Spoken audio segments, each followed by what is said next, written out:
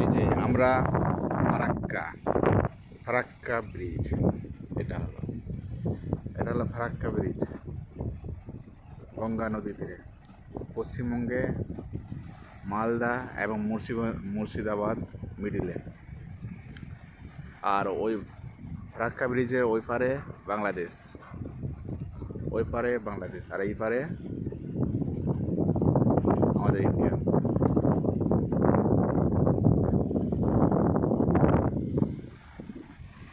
এই যে আমরা ফারাক্কা, এটা গঙ্গা নদী,